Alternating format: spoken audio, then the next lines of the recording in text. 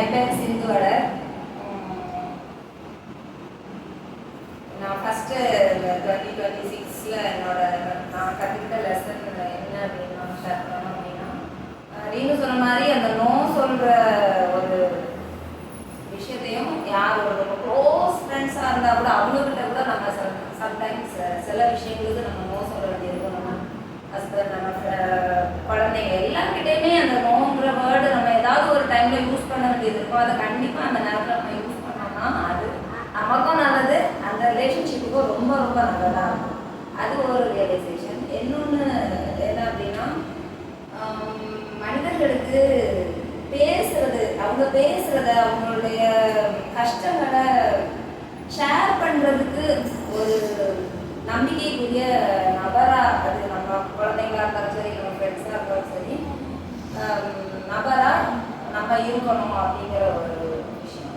ஏன்னா அது நிறைய பேருக்கு தேவைப்படுது. நம்ம மனசில் நினைக்கிறத ஜட்ஜ் பண்ணாமல் கேட்குறதுக்கு ஒரு நபர் இருக்க மாட்டாங்களா அப்படின்னு தேடுதல் மனுஷங்களுக்குள்ள நிறைய பேர்கிட்ட இருக்குது. அந்த ஒரு நபராக நம்ம இருக்கணும். அதே டைம் அந்த அதுக்குள்ள நம்ம உடஞ்சி போயிடாம அந்த இடத்துல நம்ம ஸ்டெடியா நிக்கிறதுக்கும் நம்ம ஸ்ட்ரெங்தன் பண்ணணும். அந்த ஒரு விஷயம். அதுலயும் ஜேர்னியை பத்தி சொல்லணும் அப்படின்னா இன்னும் 2024ல என்ன கூப்பிட்டாங்க. அது ஒரு என்ன சொல்றது, எனக்கு இது தேவை அப்படிங்கிறது கடவுளுக்கு தெரிஞ்சிருக்குமோ என்னமோ தெரியல. ஆனா அது எனக்கு தெரியல அந்த நேரம். அவங்க கூப்பிட்டாங்க, அக்கா நீங்க இந்த இதுல இஆர்டி செஷன் ஒன்று இருக்கு, நீங்க ஜாயின் பண்ணிக்கோங்க அப்படின்னு சொன்னாங்க. எனக்கு இவங்க நமக்கு இது தேவையா அப்படின்னு தோணுச்சு. என்னமோ எனக்கு நான் ரொம்ப பர்ஃபெக்டா எல்லாத்துலயுமே இருக்கிறதா ஒரு நினைப்பு. அதனால அப்படி தோணுச்சு. ஆனா அந்த ஜேர்னில நான் என்டர் ஆன டைம்ல நான் பாதி மனசுல தான் பாதி ரீனுக்காக நான் கண்டிப்பா அவங்க கூப்பிட்டுருக்காங்க நம்ம போகணும் அப்படிங்கிறதுக்காக ஓகே என்னதான் அதுல இருக்கு அப்படின்னு தெரிஞ்சுக்கணுங்கிற ஒரு ஆர்வம். போகும்போதே ஒன்று டிசைட் பண்ணேன், கண்டிப்பா ஒரு கிளாஸையுமே ஸ்கிப் பண்ணக்கூடாது அப்படிங்கிறத நான் டிசைட் பண்ணிட்டேன். அதே மாதிரி அவங்க ஒவ்வொரு கிளாஸ்லயும் அவங்க சொன்ன விஷயங்களையும் ஃபாலோ பண்ணணுங்கிறது ஒரு தாட்டா இருந்துச்சு. அந்த ரெண்டையுமே நான் அந்த கிளாஸை அந்த 21 டேஸும் கிளாஸை ஒரு நாள் கூட ஸ்கிப் பண்ணாமல் நான் பண்ணேன். அது மாதிரி அவங்க சொன்ன விஷயங்கள்ல ஒரு முக்கால்வாசி விஷயத்த இன்னைக்கு வரைக்கும் நான் ஃபாலோ பண்ணிட்டு இருக்கேன். முக்கியமான விஷயம் அதுதான். அந்த ஏடி செஷன்ல இந்த 21 நாள்ல உங்களுக்கு ஒரு மாற்றம் வருமானா ரைட்டா வரும், இல்லைன்னு சொல்லலை. ஆனா அதை நம்ம அன்னைக்கே விட்டுட்டோம் அப்படின்னா கண்டிப்பா அது அன்னைக்கோட முடிஞ்சு போச்சு. ஏன்னா நம்ம ஒரு வீடா இருந்தாலும் சரி, எந்த ஒரு இடமா இருந்தாலும் சரி, அதை சுத்தம் பண்ண வேண்டியது டெய்லி நம்ம பண்ண வேண்டிய வேலை. அதே மாதிரிதான் நம்ம மனசும் அது டெய்லி நம்ம பண்ண வேண்டிய வேலைங்கிறத வேணும். அது எப்படி பண்ணணுங்கிறத எனக்கு கற்றுக் கொடுத்தாங்க.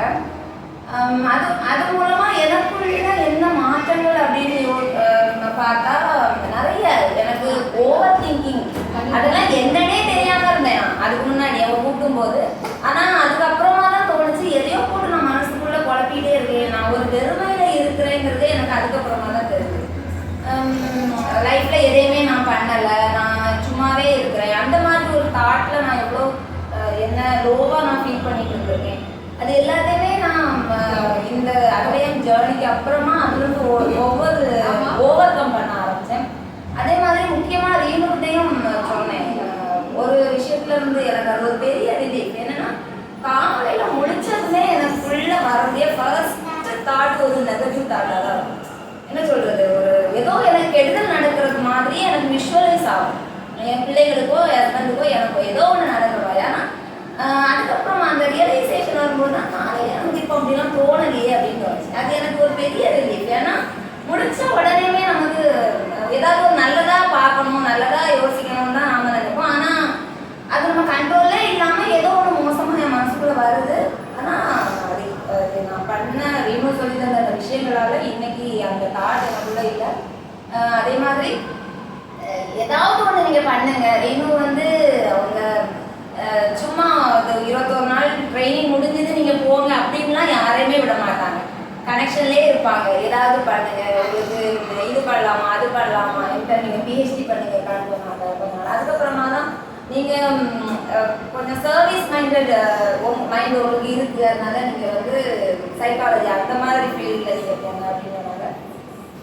நான் அதை பற்றி யோசிச்சுட்டு இருந்தேன். ஃபைனலாக ஸ்கூல் கவுன்சிலிங் கோர்ஸ் ஒன்று பண்ணலாம் அப்படின்னு சொல்லி கேட்கும்போது அவங்களே அதுக்கு என்ன எதில் பண்ணால் அவங்களுக்கு இது பெட்டராக இருக்கும்னு எல்லாமே எனக்கு ஐசிஎஸோட லிங்க் எனக்கு ஷேர் பண்ணி அது மூலமாக இப்போ நான் ஒரு school counselling course diploma course 1 year course பண்ணிட்டு இருக்கேன்.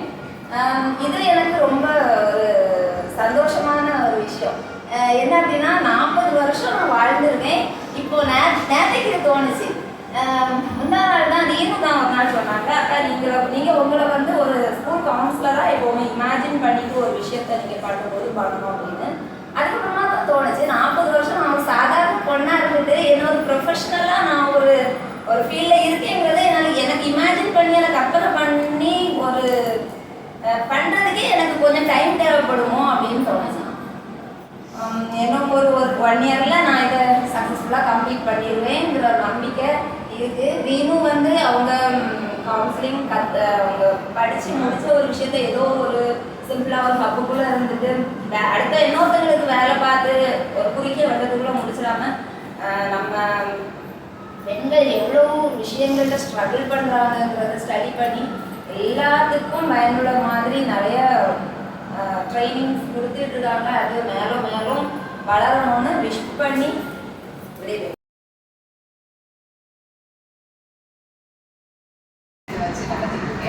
எனக்கு என்ன அப்படின்னு பார்த்தீங்கன்னா, யாருக்கும் பேசுறதுனாலே ரொம்ப ஸ்ட்ரகிள் ஆகும் கொஞ்சம். ஏன்னா நான் ரொம்ப பேர்கிட்ட பேசி பழகிறது கிடையாது. ஃபேமிலி மெம்பர்ஸ்க்கு வந்துட்டு எல்லாத்துக்கும் ஹாய் அதோடு போவோம். என்னன்னா அப்படி மூவ் பண்ணுறதுலேயே இருந்துட்டு இருந்தேன்.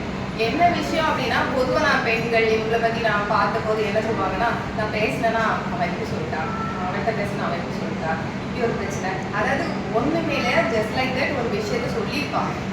சொன்னா கூட என்ன ஒரு விஷயத்த சொல்கிறாங்க இல்லைங்களா, நான் சிவன் இப்படி பண்ணிட்டு இருந்தா இல்லை ஏதோ ஒரு தாட் அவங்க சொல்கிறாங்கன்னா, நான் அதை எடுத்துட்டு வந்துட்டு வீட்டுக்கு போய் அதை கூட ஒரு நேரம் யோசித்து திங்க் பண்ணி அதுக்கு வேறு கதைகள்லாம் க்ரியேட் பண்ணி முடிச்சு சொன்னால் என்னை பற்றி இப்படி சொல்லிட்டாங்க.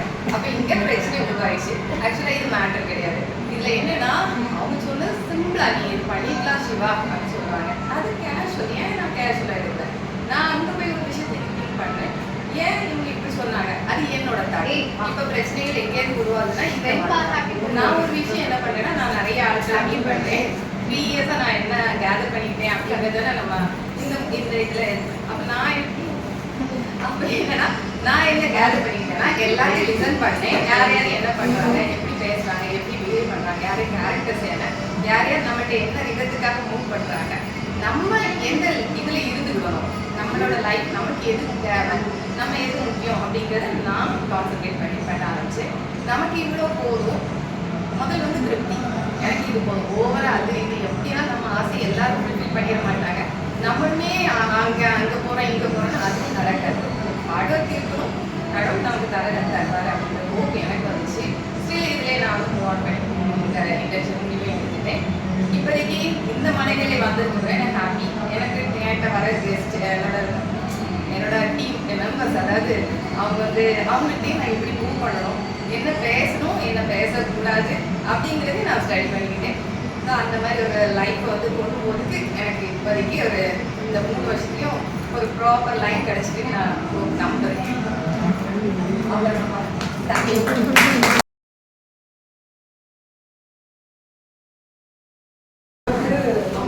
என்னன்னா ஒருத்தரை நம்பிட்டேன்னா அவங்களுக்கு மேல முழு ட்ரஸ்ட் வைப்பேன்.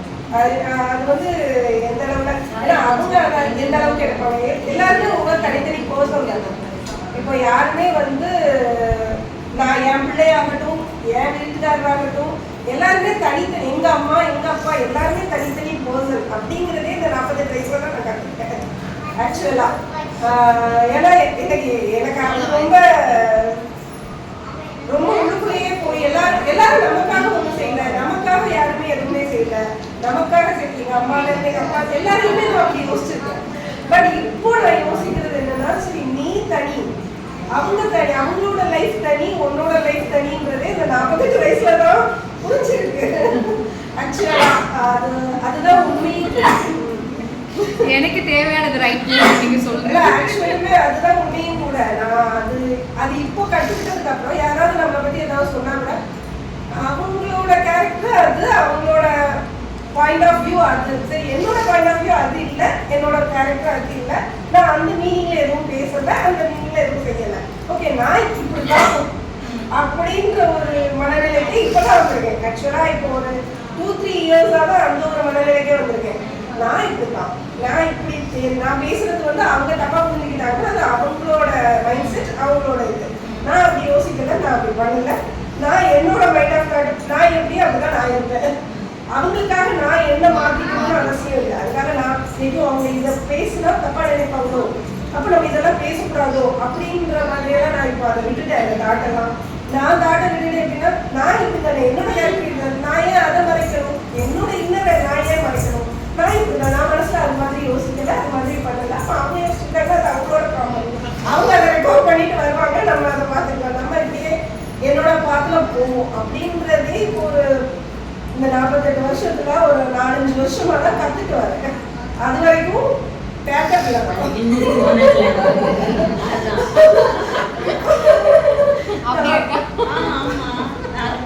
உண்மை, அது வரைக்கும் பேக்கப்ல தான். இப்போ ஒரு 4-5 வருஷமா தான் அதை எல்லாமே கத்துக்குவாரு. அந்த அளவுக்கு தான் என்னோட புரிதல்.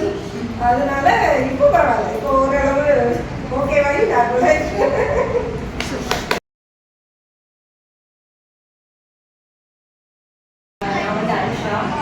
பக்கத்துல டியூஷன் சென்டர் பண்ணிருக்கேன். கூடவே டிஎன்பிஎஸ்சி எனக்கு இந்த 4 மந்த்ல நான் அக்கா சொன்னாங்க பவுண்டரி செட் பண்ணணும் அப்படின்னு. நான் வந்து பெரிய பவுண்டரி செட் பண்ணி வச்சிருந்தேன். சொசைட்டி கூட மிங்கிள் ஆக மாட்டேன், யார் பார்த்தாலும் ஒரு பயம். ரொம்ப பெரிய இப்போ எப்போவுமே எங்கே போனாலும் கை கட்டிகிட்டே தான் இருப்பேன். யார்கிட்டையும் பேச ட்ரை பண்ணவும் மாட்டேன், பேசவும் மாட்டேன். இப்போ இந்த 4 மந்த்ல எல்லாத்துக்கிட்டையும் ரொம்ப பேசணும் அப்படின்னு சொல்லி கற்றுக்கிட்டேன். இன்னொன்று கன்சிஸ்டன்சி. நான் வந்து எது பண்ணாலும் இடையில கொஞ்சம் கேப் வந்து ஏன்னா வீட்டு சுச்சுவேஷன் அந்த மாதிரிலாம் வருது. இனி அப்படி இருக்கக்கூடாது, கன்சிஸ்டன்சியாக இருக்கணும் அப்படின்னு நினச்சிருக்கேன். அதே மாதிரி நிறைய பேர்கிட்ட முடியாது, நம்ம வீட்டில் இருக்கக்கூடிய ரிலேஷன்ஸ்கிட்ட தான் நம்ம வந்து முடியாதுன்னு சொல்லவே மாட்டோம். எல்லாத்தையும் நானே பண்ணுறேன் அப்படின்னு சொல்லி பண்ணிகிட்டே இருப்போம். அப்படி இல்லை, இந்த பவுண்டரிக்கு மேலே நீங்கள் பண்ணாத, அப்படி முடியாது, என்னால் இதை முடியாது, நீங்கள் பண்ணுங்க அப்படின்னு நம்ம வீட்டில் இருக்கக்கூடிய ரிலேஷன்ஸ்கிட்ட சொல்லணும் அப்படின்னு நினச்சேன். இப்படி இந்த 3 விஷயத்தை நான் அந்த 4 மந்த்தில் கற்றுக்கிட்டேன். இந்த அகலியன் ஜேர்னி ஸ்டார்ட் ஆனது வந்து எப்படின்னா, படித்த புக்கில் கூட என்ன கொடுத்துருந்தாங்கன்னா, எக்ஸ்பெக்டேஷன்ஸ் அண்டு யாராவது உனக்கு ஏதோ ஒன்று பண்ணியிருக்காங்கன்னா அதை நீ பர்சனலாக எடுக்கக்கூடாது, பட்சற்ற நிலைக்கு போகணும் அப்படிங்கிற ஒரு இதை சொல்லியிருந்தாங்க. எனக்கு இதுவும் ரொம்ப பிடிச்சிருந்தது. இந்த 4 மந்த்துமே நிறைய கற்றுக்கிட்டேன். லாஸ்ட் இயர் ஃபுல்லாக நான் ரெக்கவர் ஆகுதுக்கு தான் எனக்கு யூஸ் ஆச்சு. இந்த 4 மந்த்ஸில் வந்து நான் என்னை எப்படி இம்ப்ரூவ் பண்ணிக்கிறேன், நான் எனக்காடி நான் என்ன பண்ணிட்டு இருக்கேன் அப்படிங்கிறத தெரிஞ்சுக்கிறதுக்கு இந்த அகலையம் வந்து ரொம்பவே யூஸ் ஆச்சு. ரேணுகா எல்லா டைம்லையும் எனக்கு சப்போர்ட்டாக இருந்திருக்காங்க. ஒவ்வொரு டைமில் அந்த நெகட்டிவ் தாட்ஸ்லாம் சொல்லும்போது அடுத்து நான் இனி என்ன பண்ணலாம் அப்படின்னு யோசிச்சுருக்கிறது கூட அவங்க ஹெல்ப் பண்ணியிருக்காங்க. ரொம்ப தேங்க்ஸ்.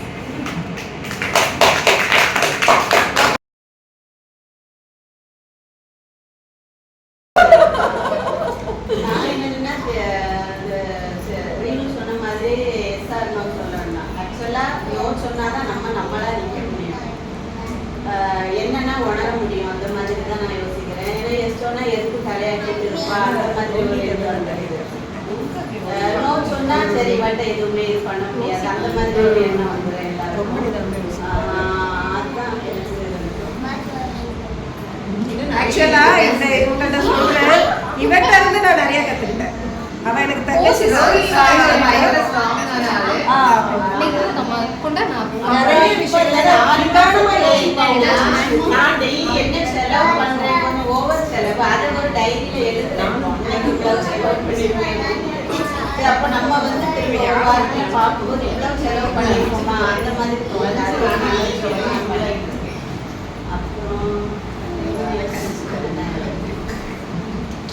நம்மளை பத்தி யார் என்ன சொன்னாலும் நம்ம மண்டைக்குள்ள ஏற்றவே கூடாது. நம்மளை அந்த விதத்தை சொன்னாங்க சொன்ன மாதிரி தான். நம்ம சொந்தக்காரங்க ஒவ்வொருத்தர் ஒவ்வொரு மாதிரி இருப்பாங்க, நல்லது கெட்டது. அதாவது பாசிட்டிவா சொன்னா சந்தோஷம், கெட்டதா சொன்னா அதை அக்செப்ட் பண்ணிக்கணும். அப்படின்னா ரெண்டையுமே அப்பதான் அது நம்மளோட பக்கம்.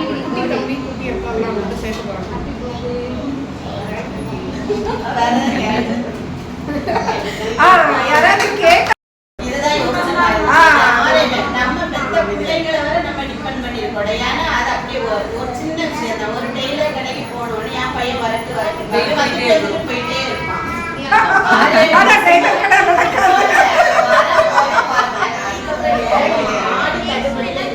போன வரதான் திரும்ப நானே கொண்டு போய் கொடுப்பேன். அப்போ அதுவும் எனக்கு ஒரு பாடம்.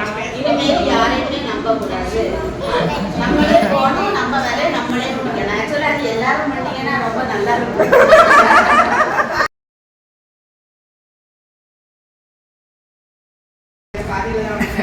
எதை பத்தி பேசணும் கூட தெரியல.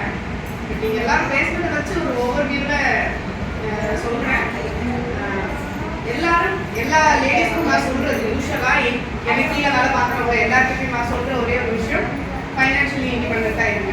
ஆல்மோஸ்ட் நீங்கள் எல்லாரும் ஃபைனான்ஷியலி இண்டிபெண்டண்டாக தான் இருக்கீங்க. சேம் டே யாரையும் டிபெண்ட் பண்ணி இருக்காங்க. வண்டியோட தெரியாது, தயவுசெஞ்சு வண்டி ஓட்டி பழகுங்க. காரோட தெரியாது, கார் ஓட்டி பழகுங்க.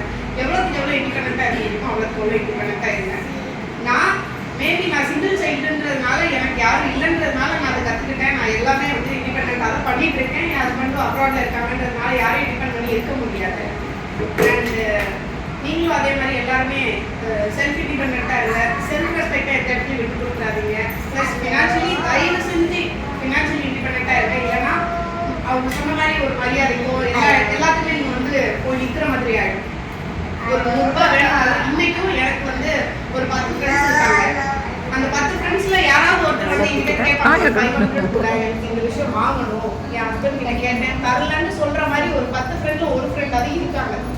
அந்த டைம் எனக்கே ஃபீல் ஆகும், நல்ல வேலை நம்ம இந்த சிச்சுவேஷன்ல நம்ம இல்லை, ஒரு 500 ரூபாய் என் வீட்டுக்காரங்க போய் எனக்கு 500 ரூபாய் கொடு அப்படின்னு கேட்குற சுச்சுவேஷன்ல நான் இல்லைன்றதுல நான் எப்பவுமே நான் ரொம்ப பெருமையா தான் நான் நினைக்கிறேன். ஸோ அது வந்து என் ஃப்ரெண்ட்ஸ்க்கும் நான் தான் சொல்றேன், ஏதாவது ஒரு ஜாப் போயிருக்கேன், டீச்சர் ஜாப், டீச்சிங், ஏதாவது ஒரு லைன் உங்களுக்கு என்ன இன்ட்ரெஸ்ட் இருக்கோ, அவங்க சொன்ன மாதிரி நியூட்ரிஷனோ எதில் இன்ட்ரெஸ்ட் இருக்கோ, ஒரு மெஹந்தி ஆர்டிஸ்டா போனா கூட எனக்கு ஒரு கைக்கு 1000 ரூபாய். ஃபேமிலி மெம்பர்ஸ் வந்து சம்மதிக்கணும்ல அண்ணன் இது அப்படியெல்லாம் அப்ப ஆன்லைன்ல பண்ற மாதிரி யோசிக்கணும். வெளிய போயிட்டு வர ஆன்லைன்ல பண்ணலாம். நான் இப்போ பெரிய என்னால ஆபீஸ் போக முடியாதுன்ற சிச்சுவேஷன் ஆயிடுச்சு. அப்பா இறந்ததுல இருந்து என்னால ஆபீஸ் போகவோ எதுவும் என்னால பண்ண முடியாதுன்றது கண்ட்ரோலா தெரிஞ்சிச்சு. ஸோ டே டைம்ல நான் ஒர்க் பண்ணிட்டு இருந்தேன்னா பாப்பாவை ஸ்கூல்ல விடணும், அம்மாவை ஸ்கூல்ல விடணும், அப்பாவை பிக்கப் பண்ணணும், பாப்பாவை பிக்கப் பண்ணணும், அவளுக்கு ஹோம்ஒர்க் சொல்லி கொடுக்கணும். அப்போ என்ன நானே எனக்கு என்ன முடியுமோ அதை நான் ஷிஃப்ட் பண்ணிக்கிட்டேன். Night shift okay, full night உட்காரு, 9 to 5 உட்காரு, ஒன்றும் பிரச்சனை இல்லை. திரும்ப என்னால் டே டைம்ல எப்போ தூங்க முடியுமோ அப்போ தூங்கி. ஹெல்த் வைஸ் பாதிக்குது தான், நான் இல்லை நான் சொல்லவே இல்லை, டெஃபினட்டாக பாதிக்குது. ஆனால் அதுலேருந்து ரெக்கவர் ஆகிறதுக்கு உண்டான கான்ஃபிடன்ஸ் எனக்கு என்னோட சேலரி கொடுக்கும், எக்ஸாக்ட்லி என்னோட இண்டிபெண்டன்ஸ் கொடுக்கும். ஏன் எனக்கு ஒரு மரியாதை, நான் போய் என் வீட்டுக்கு எனக்கு ஒரு 1000 ரூபாய் கொடுப்பா இதுன்னு கேட்கறதுக்கும், எனக்கு உடம்பு சரியில்லைன்னா நானே போய் ஸ்கேன் பண்ணி நானே எனக்கு ட்ரீட்மெண்ட் பார்த்துக்கிறதுக்கு உண்டான தகுதி எனக்கு இருக்குல்ல. ஸோ அதுதான் நான் இப்போ வரைக்கும் என் ஃப்ரெண்ட்ஸ் எல்லாத்தையுமே சொல்றது அந்த ஒரு விஷயம் தான். ஃபைனான்ஷியலி இண்டிபெண்ட்டாக இருக்கணும். யாரும் டிபெண்ட் பண்ணியிருக்காங்க, ஃபைனான்ஷியலியும் சரி உங்களோட பர்சனல் லைஃப்லையும் தயவு செஞ்சு இண்டிபெண்ட்டாக இருக்கணும். என் பையன் அவங்க சொன்ன மாதிரி என் பையன் கூப்பிட்டு போவான், என் பொண்ணு கூப்பிட்டு போவான், கிடையவே கிடையாது. நாளைக்கு உங்கள் பொண்ணு உங்கள் பையன் எவ்வளோ சேலரி வாங்கினாலும் என்னை பார்த்துக்குவாங்க. இன்னைக்கே தயவு செஞ்சு ஏதாவது ஒரு பென்ஷன் ஸ்கீம்ல போட்டு வைங்க. சும்மா சொல்ல, சீரியஸா சொல்றேன்.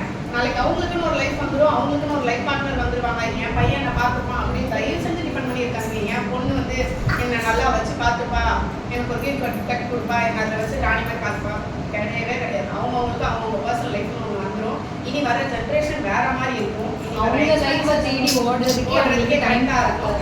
ஜென்ரேஷனே வேற மாதிரி போயிட்டு இருக்கு. அதனால யார் வந்து என்ன பார்த்துப்பாங்க அப்படின்றதுல வந்து இருக்காதீங்க. 100 ரூபீஸா இருந்தாலும் தயவு செஞ்சு சேவ் பண்ணுங்க.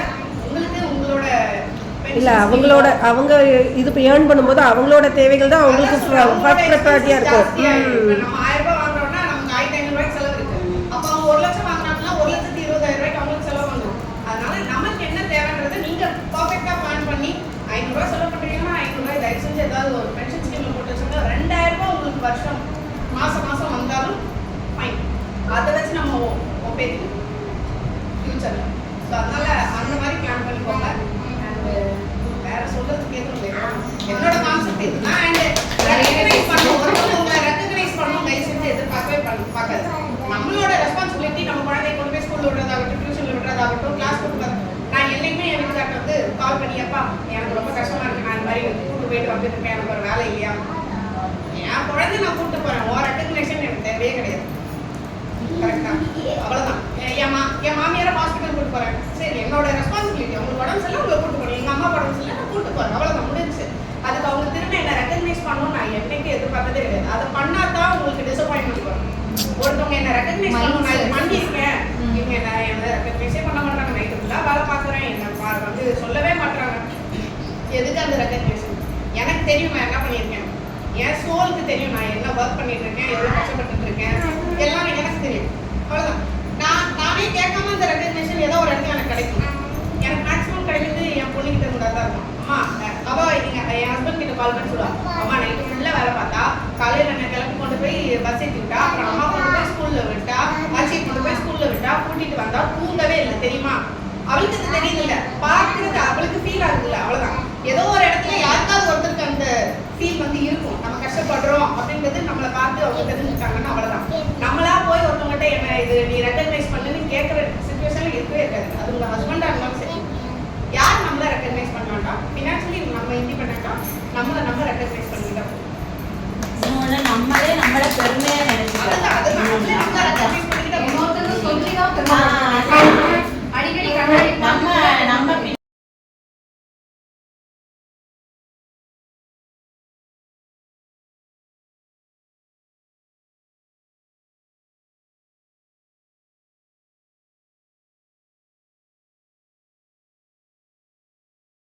அப்படிங்கிற ஒரு விஷயம் எதுவுமே தெரியாம தான் இன்னைக்கு வந்தேன். இதான் டே 1. என் பொண்ணை வச்சுதான் இப்படி ஒரு கப்பு இருக்குன்னே தெரிஞ்சுக்கிட்டேன். இந்த 2026 நான் என்ன தெரிஞ்சுக்கிட்டேன்னா, நமக்குன்னு ஒரு அங்கீகாரத்தை உருவாக்கணும். 25 வயசுல ஒருத்தவங்களோட பொண்ணா இருக்கிறோம், அதுக்கு அடுத்து ஒருத்தவங்களோட ஒய்ஃபா இருக்கிறோம். நமக்குன்னு நம்ம ஒரு அங்கீகாரத்தை உருவாக்கணும். சுற்றானா ஓகே, நான் ஒரு மேக்கப் ஆர்டிஸ்ட், லாஸ்ட் இயர் தான் படிச்சு முடிச்சேன். இந்த இயர் என்னோட தொழிலை சொல்லி என்ன ஓகே, நம்மளை நம்பி ஒரு இன்கம் வருது, நம்ம அந்த இன்கம் வச்சு வீட்டுக்காக ஒன்று பண்ணணும், அதை இன்னும் நிறைய பண்ணணும், இன்னும் நம்மளே வந்து பெரிய ஆள் ஆகணும். என்னோட ஹஸ்பண்டுக்கு பின்னால் இருந்து ஒரு ஒய்ஃபா தெரியாம நம்ம ஓகே சுற்றானா ஓகே அவங்க இப்படி இருக்கிறாங்க, நம்மளால எதுவும் முடியும் அப்படிங்கிறத நமக்காக ஒரு அங்கீகாரத்தை உருவாக்கி நம்ம பிள்ளைங்களை நம்ம பெருமையா சொல்லுவோம், எங்க அம்மா இவங்க அப்படின்னு சொல்லி தலை சுற்றி வரணும்னு உருவாக்கி இப்போ அதுக்காக நான் ஒர்க் செய்வேன்.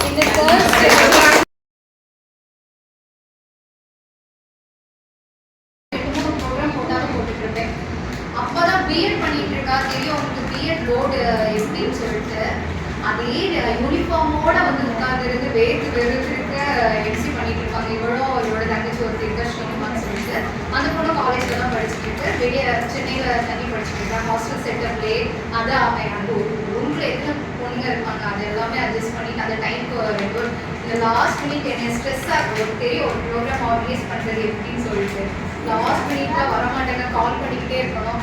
இது வரைக்கும் எனக்கு இவங்க 2 பேரும் இருக்காங்கன்னா எனக்கு அந்த ப்ரோக்ராம் அவ்வளோ கான்ஃபிடென்ட்டாக நான் இருப்பேன். அவங்க அந்த டைமுக்கு கரெக்டாக வந்துடுவாங்க 2 பேரும். ஸோ அவங்களோட சப்போர்ட் தான் அடுத்தடுத்த ப்ரோக்ராம் இன்னும் நல்லா பண்ணுவோம். அடுத்தது நகைகள் தான். ஸோ அவங்களுக்கு ஒரு என்னால் முடிஞ்ச வச்சுருக்கேன்.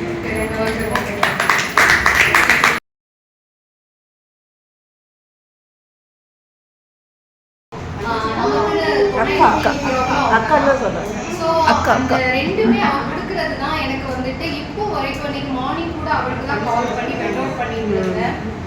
அதே மாதிரி தான் அவளுக்கும் நான் ஒரு சப்போர்ட்டா இருக்கிறேன்னு நான் நம்புறேன். நிறைய விஷயங்கள் அவன் வந்து எங்க இருந்தாலுமே ஒரு எல்டர் மாதிரி எனக்கு இருக்கக்கூடிய நேரத்துல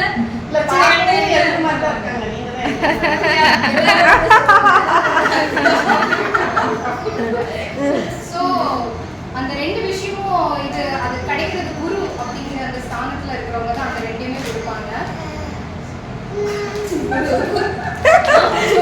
அடைச்சா ஒடியெல்லாம் நான் குருன்னு சொல்ல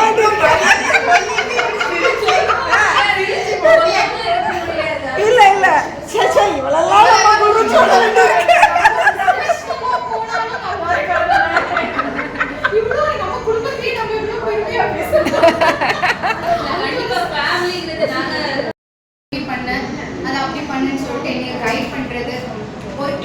பேசிட்டு அதை எப்படி டீல் பண்ணேன். ஏன்னா எனக்கு பெரிய எக்ஸ்பீரியன்ஸ் இல்லை, பெரிய செட்டப்பில் நான் போய் ஒர்க் பண்ணல. நான் ஒர்க் பண்ண ஒரு ஸ்மைல் ஹப்புமே அப்போ தான் புதுசாக ஆரம்பித்தாங்க. ஸோ அந்த மாதிரி பிஸ்னஸ் டீலிங் இதெல்லாமே வந்துட்டு அவங்ககிட்ட தான் எனக்கு ட்ரஸ்ட்டாக நான் எனக்கு அந்த ட்ரஸ்ட் அவங்ககிட்ட தான் இருக்குது. அவன்கிட்ட எதுனாலும் சொல்லி அதை எப்படி நம்ம இது பண்ணலாம் அந்த கைடன்சி ப்ரொஃபஷனல் செட்டப்பில் கைட் பண்ணிட்டு இருக்கிறது என்னோட தம்பி தான். ஸோ இந்த இடத்துல அவனுக்கும்